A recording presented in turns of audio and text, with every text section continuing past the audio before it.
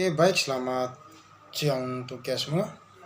Perkenalkan, nama saya Bertus Pateujan, jurusan Sosiologi, Fakultas Ilmu Sosial dan Ilmu Politik. Baik, di sini saya mau mempresentasikan hasil review saya yang ke-13 pada mata kuliah kajian seminar masalah-masalah sosial. Di sini saya mereview buku dengan judul Konstruksi Masalah Sosial dan Dampaknya Terhadap Program dan Respon Sebuah Kebijakan. Kita masuk pada bagian pertama. Itu kita di sini kita harus memahami lebih jauh tentang kebijakan sosial itu sebagai salah satu bentuk respon terhadap masalah-masalah sosial. Setidaknya pada level konsep itu perlu dilakukan sebuah pembahasan berbagai dimensi tentang kebijakan sosial itu sendiri. Di sini dari pembahasan tersebut itu sangat diharapkan dapat dilihat bagaimana sebuah kemampuan dari kebijakan sosial ini dalam upaya memecahkan suatu masalah sosial. Hal itu disebabkan karena masalah sosial merupakan kondisi yang tidak diharapkan, dan dengan demikian dibutuhkan upaya untuk melakukan suatu perubahan, perbaikan, atau pemecahan sebuah masalah. Sementara itu, kebijakan sosial didambakan merupakan salah satu bentuk dari upaya tersebut. Di sini tinjauan tentang kebijakan sosial itu dapat dimulai dengan membahas pengertiannya. Di sini Hill itu pada tahun 1997 itu ia mengacu pada kebijakan sosial yang dilaksanakan di Inggris dan mendefinisikannya sebagai sebuah kebijakan yang mengandung aktivitas-aktivitas yang dapat mempengaruhi kesejahteraan. Di sini kita ketahui bahwa dalam kebijakan sosial terutama dilakukan untuk mendeskripsikan peranan negara dalam hubungannya dengan kesejahteraan warganya. Sementara itu, Spiker pada tahun 1995 itu ia mendefinisikan suatu kebijakan sosial itu adalah studi tentang pelayanan sosial dan negara kesejahteraan. Selanjutnya juga di sini dikatakan bahwa dalam bidang kebijakan sosial ini itu telah tumbuh sepanjang waktu, semakin lama semakin luas. Walaupun di sini dengan demikian suatu pelayanan sosial yang sejak awal yang menjadi bidang sebuah kajian sampai dengan perkembangan terkini tetap menjadi bidang utama dari sebuah kebijakan sosial. Di sini juga ada suatu proses pelayanan sosial yang merupakan bidang utama dari kebijakan sosial tersebut hingga meliputi jaminan sosial, perumahan, pendidikan, kesehatan, dan pekerjaan sosial. Kelima bidang gerapan tersebut oleh Spiker itu disebut sebagai The Big Five dari bidang kebijakan sosial dan pelayanan sosial, walaupun dalam pelaksanaan juga dikenal bentuk pelayanan di bidang lain, seperti di sini di bidang ketenagakerjaan atau pelayanan sosial di lembaga kemasyarakatan.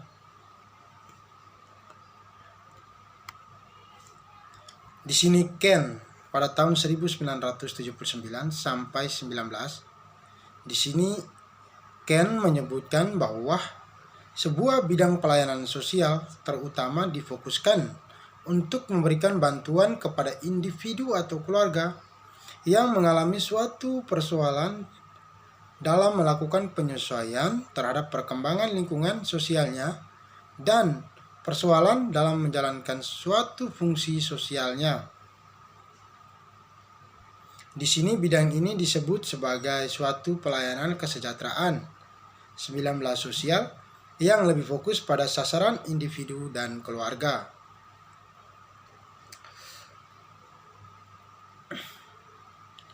Oke, baik, dalam lingkup yang lebih inklusif, pada suatu pelayanan sosial itu juga dapat diwujudkan dalam bentuk berbagai program, terutama income-maintenance, termasuk suatu jaminan sosial, program pelayanan kesehatan, pendidikan, perumahan, dan ketenagakerjaan.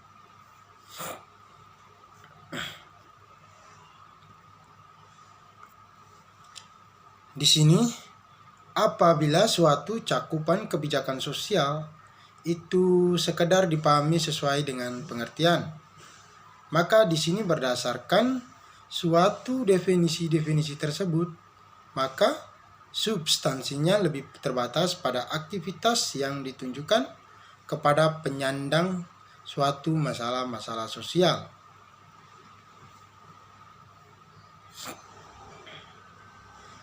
Di sini suatu pemberian pelayanan yang meliputi bidang-bidang the Big Five tersebut itu tidak menjangkau suatu tindakan yang berkaitan dengan perubahan dan transformasi secara struktural.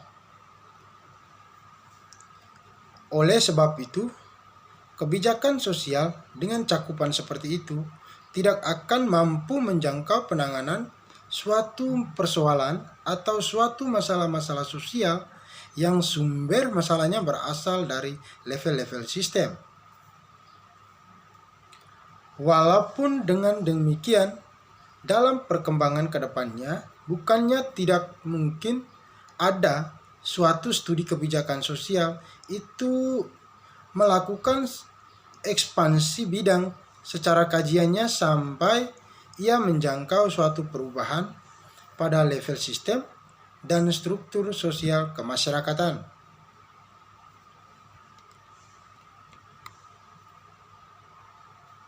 Apabila kebijakan sosial itu didefinisikan sebagai respon oleh negara dan sumber masalahnya diyakini berasal dari sistem dan struktur yang kurang berkeadilan, maka di sini urgensinya dapat dilihat dari kenyataan bahwa suatu upaya untuk merubah kondisi kehidupan masyarakat yang kurang adil dan timpang seringkali membutuhkan campur tangan negara. Ada beberapa bentuk juga, itu bentuk dari campur tangan dalam negara hingga memecahkan hambatan secara struktural yang sering menjadi bidang keladi secara ketidakadilan. Pertama-tama di sini itu kita melalui suatu kebijakan yang secara langsung berdampak pada terjadinya transformasi secara struktural seperti kebijakan reforma agraria. Pada yang kedua itu melalui berbagai regulasi dan fasilitasi yang memungkinkan Soetomo secara efektivitas itu suatu kebijakan sosial dalam sebuah pemecahan masalah sosial pada 20 jurnal ilmu sosial dan ilmu politik.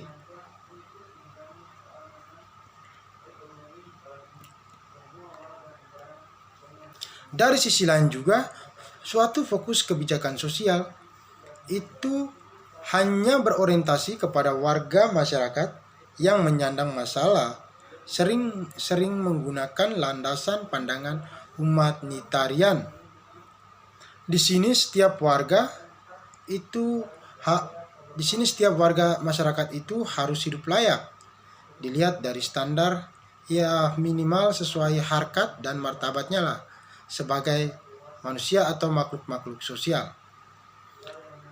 Padahal sebetulnya adanya diskriminasi dan ketidakadilan secara bersifat diskriminasi institusional dan ketidakadilan struktural juga merupakan realitas yang tidak secara manusiawi. Oleh sebab itu, kebijakan sosial melalui berbagai bentuk redistribusi dan kebijakan yang berdampak transformasi struktural itu sebetulnya dapat ditempatkan dalam sebuah kerangka pandangan humanitarian tersebut.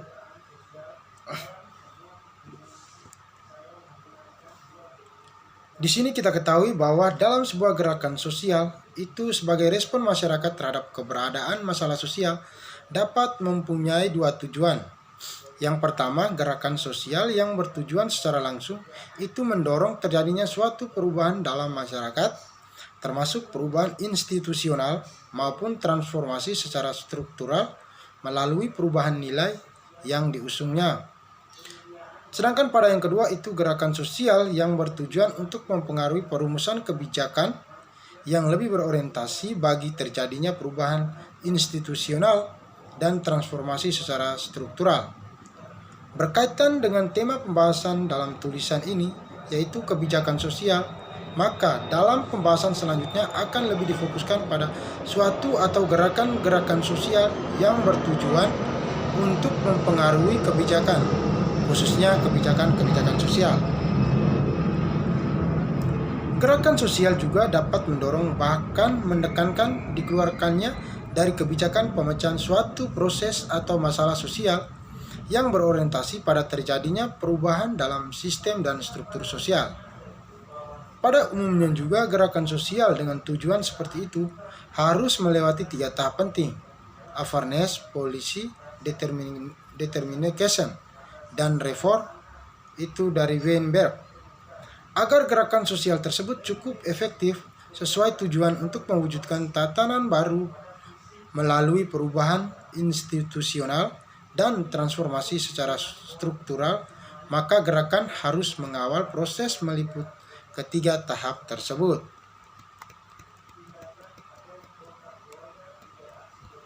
Oke, baik. Mungkin sekian dari penjelasan saya mengenai konstruksi masalah sosial dan dampaknya terhadap program dan respon suatu kebijakan. Sekian dan terima kasih. Selamat siang.